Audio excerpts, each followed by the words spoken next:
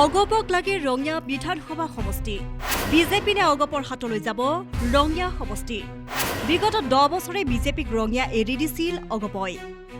কিন্তু এবাৰ মিত্ৰতা অটুট ৰাখি ৰঙিয়া সমষ্টি অগপক এৰি দিয়াৰ বাবে কেন্দ্ৰীয় নেতৃত্বলৈ আহ্বান অগপৰ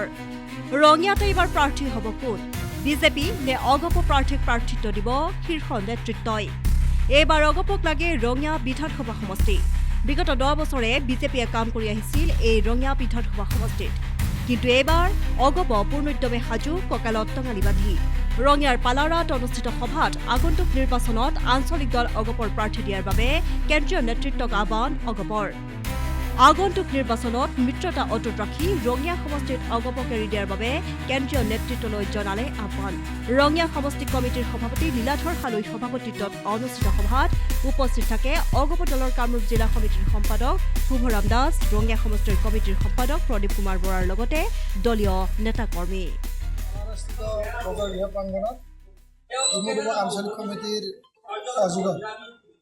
বৰ্ধিত কাৰ্যনিৰ্বাহক সভা এই বৰ্ধিত কাৰ্যনিৰ্বাহক সভা আগন্তুক দলীয় সংগঠন আৰু 2026 চনৰ বিধানসভা নিৰ্বাচনত অসম গণ পৰিষদ দলৰ স্থিতি আৰু কৰণীয় সম্পৰ্কে গুৰুত্বপূৰ্ণ আলোচনা কৰা হয় এই আলোচনাৰ শেষত আমি সৰ্বসন্মতভাৱে এটা সিদ্ধান্তত উপনীত হৈছোঁ যে বিগত 10 বছৰত আমি মিত্ৰজোঁটৰ প্ৰাৰ্থী হিচাপে ভাৰতীয় জনতা পাৰ্টি দলৰ প্ৰাৰ্থীক আমি মান্যতা প্ৰদান কৰি আহিছোঁ আৰু প্ৰতিটো নিৰ্বাচনত আমি তেওঁলোকক সহযোগ কৰি আহি তেওঁক জয়যুক্ত কৰাইছোঁ বিগত 4টা কাৰ্যকালৰ বাবে আমাৰ অসম গণ পৰিষদ দলৰ ৰঙিয়া সমষ্টিত প্ৰতিনিধি জয়ী হৈছে আৰু এইবুলি আমি 2026 চনৰ নিৰ্বাচনত আমাক ৰঙিয়া সমষ্টিটো অসম গণ পৰিষদ দলৰ প্ৰাৰ্থীক দিব লাগে বুলি আমি অসম গণ পৰিষদ দলৰ নেতৃবৃন্দক আজিৰ বৰ্ধিত কাৰ্যনিৰ্বাহক সভাৰ জৰিয়তে অনুৰোধ জনাম আৰু ভাৰতীয় জনতা পাৰ্টিকো আমি আহ্বান জনাম বিগত 10 বছৰত আপোনালোকক ৰঙিয়া সমষ্টি আমি এৰি দিছোঁ এইবুলি তেওঁলোকে স্বইচ্ছাই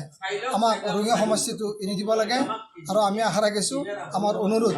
কেন্দ্ৰীয় সমিতি নিশ্চয় গুৰুত্ব প্ৰদান কৰি আমাক আপ্লুত কৰিব বিশেষ প্ৰতিবেদন নিউজ ডেস্ক ৰিপৰ্ট